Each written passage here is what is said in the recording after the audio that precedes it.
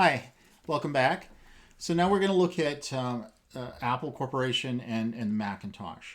And as I'm sure most of you know, Apple was founded by Steve Jobs and Steve Wozniak in 1976.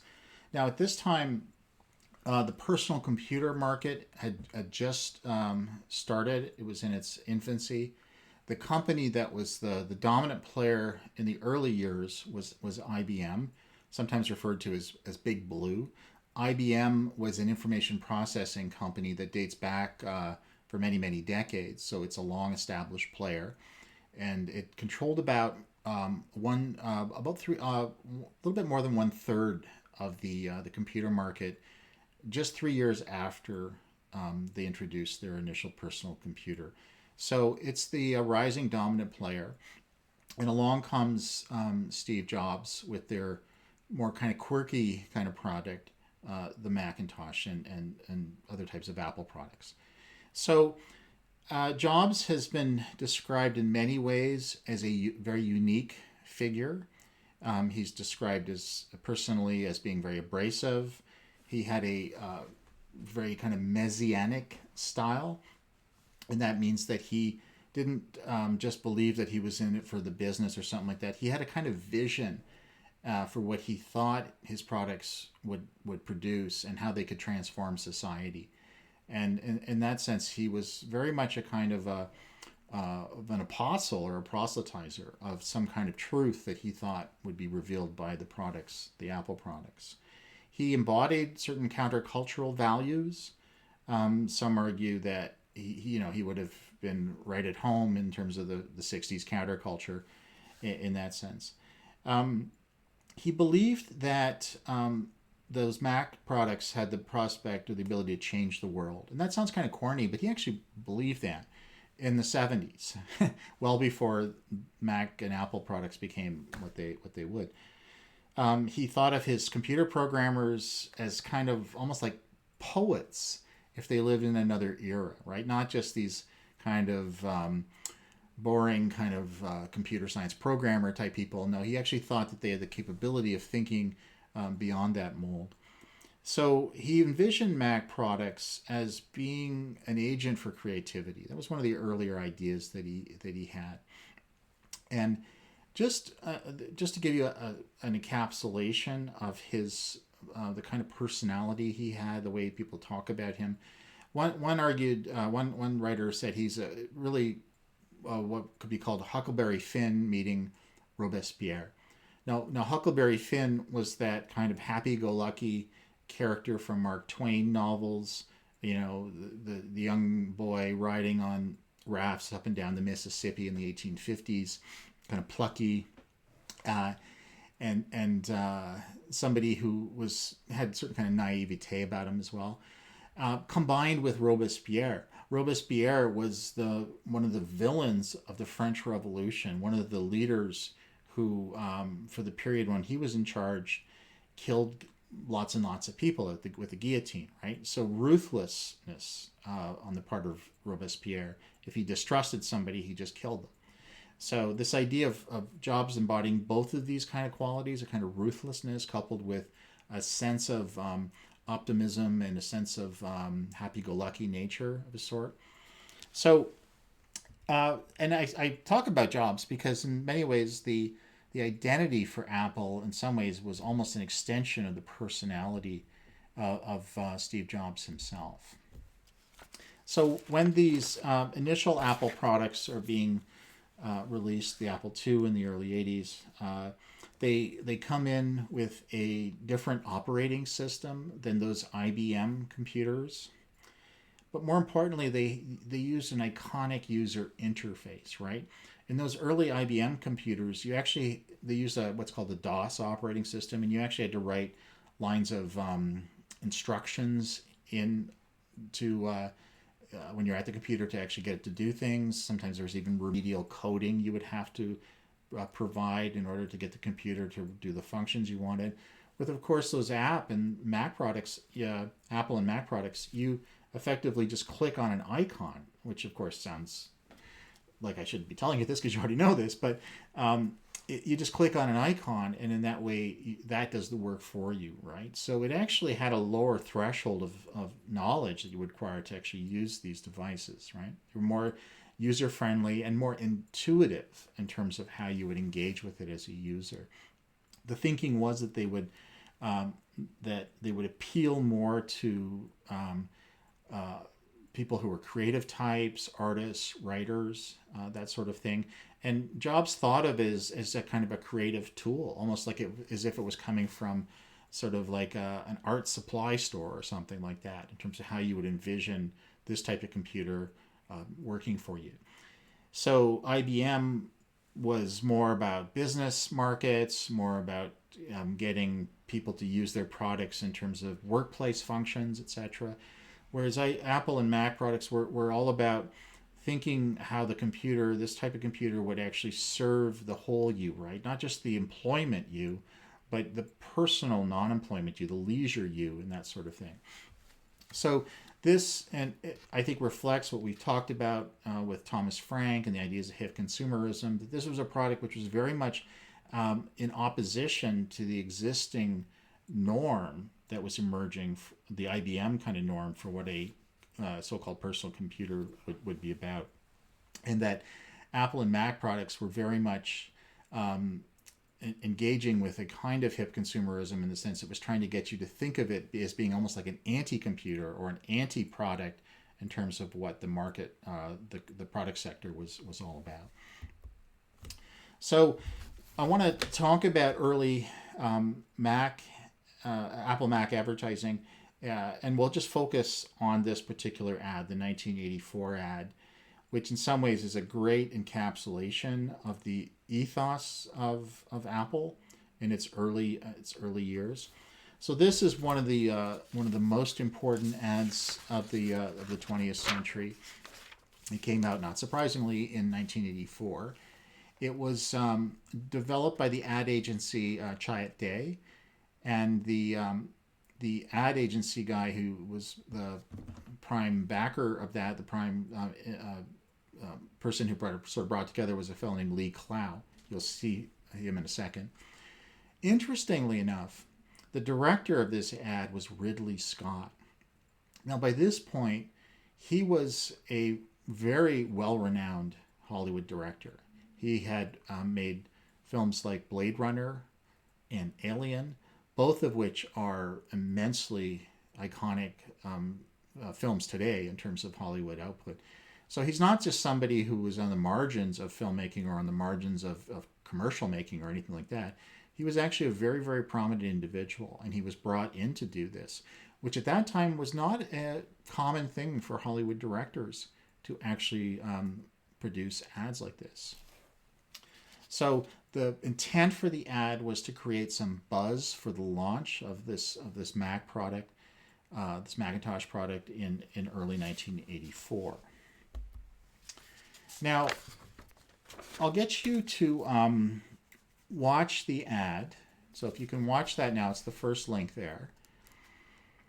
And then if you can, watch the second link, which is Lee Clow talking about his involvement with the ad back in 1984. All right?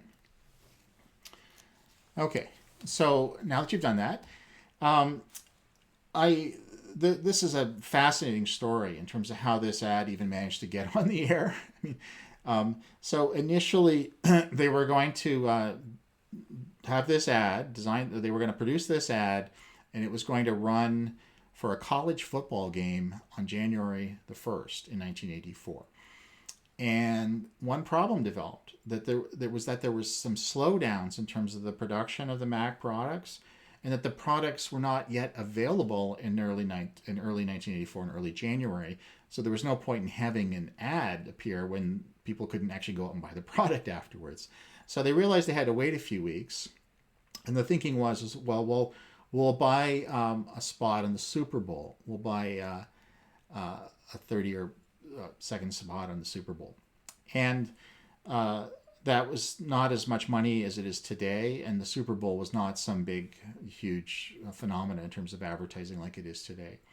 And so they decided they would do that. They paid for their spot, and then they Jobs and the ad people showed the ad before it aired. They showed it to the Apple board of directors. Now, that would include Jobs and a couple other people who backed the ad, but it would also include others who, it turns out, hated the ad. They thought it was crazy. It didn't even show the computer, it didn't talk about what the computer could do. It was really just some kind of, for them, it was some kind of weird kind of foray into some Orwellian world that just seemed very unpleasant to look at in that sense. So there was anger from the Apple board. They wanted to not have it air on the Super Bowl. Turns out they couldn't get their money back. They'd already paid for the airtime. They couldn't get it back. So they decided they would just have to let it run anyway. And certainly Jobs went to the wall in terms of saying this is what he wanted to do. So the ad ran, and then there was almost instant public attention attached to that. It only ran one time. That ad you just saw ran once on television, only for that Super Bowl broadcast. But it gained a lot of publicity afterwards.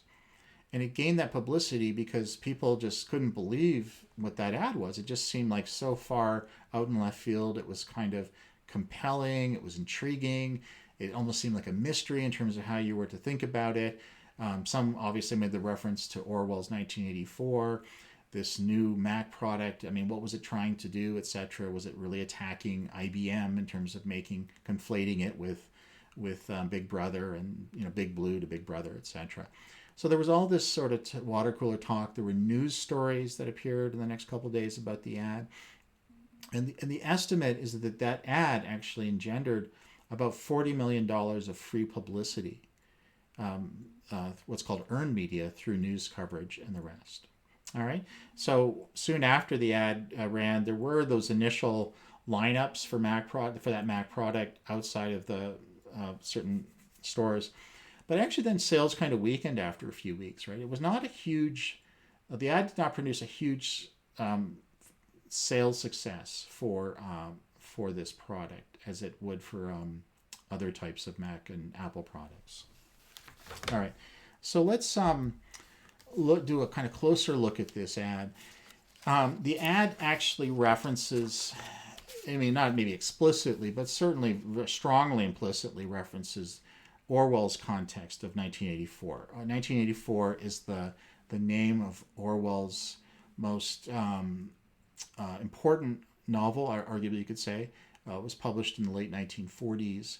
And in that novel, it depicts a future dystopian world, a totalitarian society where effectively the government or Big Brother controls not just the actions of people, but it's increasingly controlling their thoughts.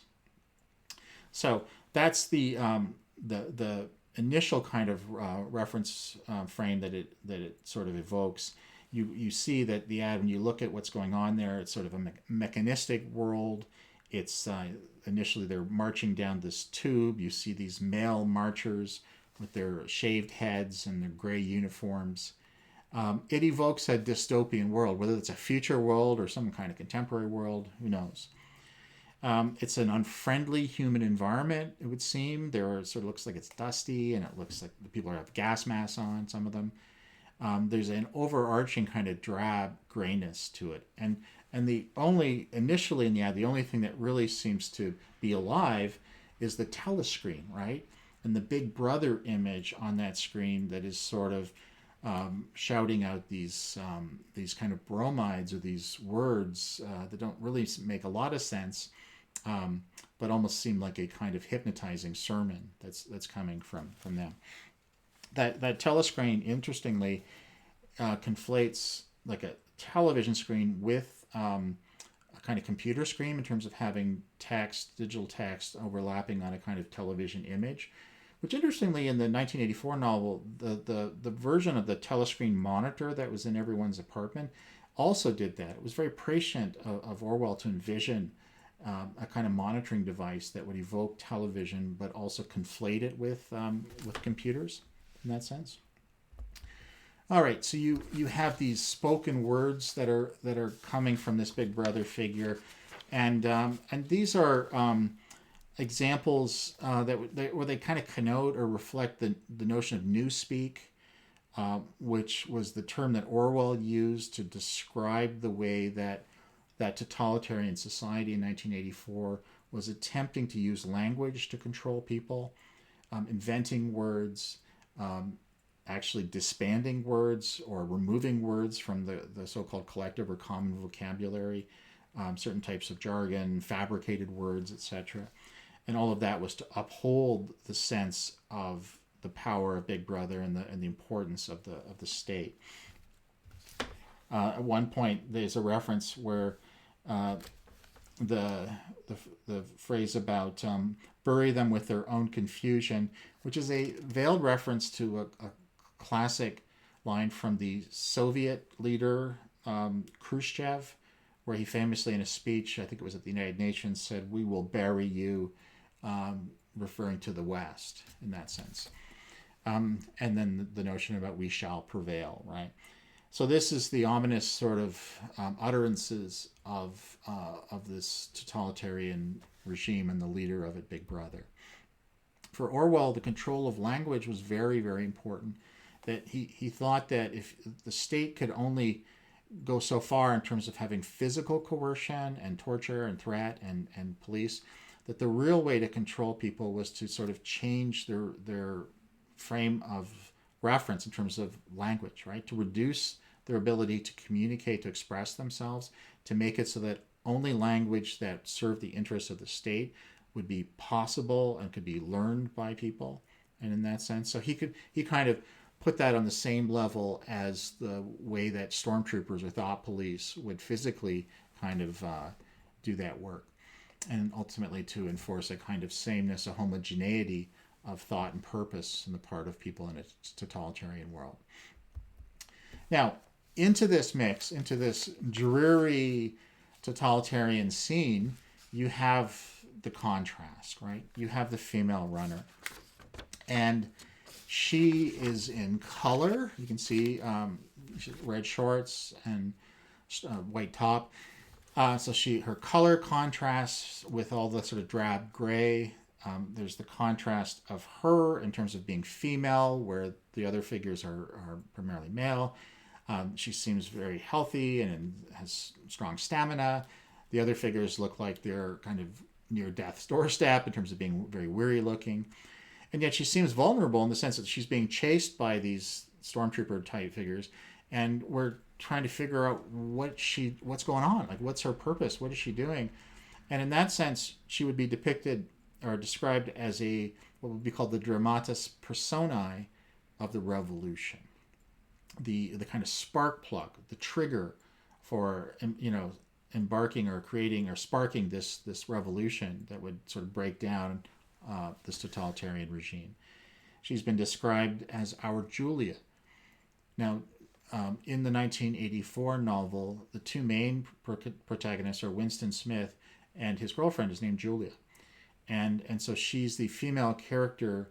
And both those characters are in opposition to the totalitarian Big Brother state, and so she's our Julia in terms of trying to spark this revolution. And what she does is she launches that sledgehammer into the screen to destroy Big Brother. And what she unleashes, we don't know, right? So this ad, in many ways would symbolize the iconoclasm of Mac, or Apple and Mac, right? By iconoclasm, I mean breaking with convention, breaking with norms, breaking with stereotypes or whatever, to sort of create something new and original and tear the old down and erect something new in its place. Now, one of the points that's raised, and I think even Lee Clow raised it, is that when they were designing this ad, when they were producing it, they didn't explicitly think that they were making a direct attack on IBM by sort of conflating IBM with Big Brother. But that seems to be what people took from the ad. The perception that people had was that this ad was really attacking IBM and showing it to be the standard bearer for big government or big society, and not something like Mac, which was going to be for the little guy, right? And for individualism and creative expression, that sort of things. So people read into this ad a lot. So that's great, ads do that, right? Any kind of artistic endeavor is great when it does that, when people can interpret it in multiple layers. So they saw Apple as the antidote to Big Brother, and they saw that as a good thing, right? The ad is powerful, I would say, in terms of the aesthetic aspects of it and the affective imagery, right? The kind of way that it communicates with us, not on a logical level at all. I would say it's very much kind of at our emotions that we are targeted with this ad. So there's not a lot of obvious expository or textual kind of guides to help us determine. There's no real voiceover or anything except at the end, etc. I think we experience this ad less like sort of reading an essay and more like poetry, and it's almost like we would experience it like a dream, like an imaginative experience. And in that sense, you could make a strong case that this ad is more cinematic than it is televisual, right? It's an ad that it's sort of not very typical of what a television ad looks like. It is typical of what you can imagine a cinematic ad to look like, using the conventions of cinema and the tools and storytelling of cinema as opposed to that of television. And it's no accident that Ridley Scott is the director, right? He is a cinematic artist, not a television artist. So it's a cinematic in terms of the way it evokes the strange, otherworldly kind of imagery. There's not the sort of frenetic, bright colors of TV that you would see in this ad. It raises questions. It sort of presents a kind of mystery. And there's no kind of feel-good resolution that you typically would see in a television ad. All right. So in that sense, just everything I've just described, I think this is a wonderful ad to reflect on in terms of what it would have meant for people seeing it in 1984, and I think even today how you would engage with that. And I think it's an ad that tells us a lot about the success of Apple and Apple and Mac products as well, going right up, I think, to the present. All right, you guys take care, and I'll chat with you soon.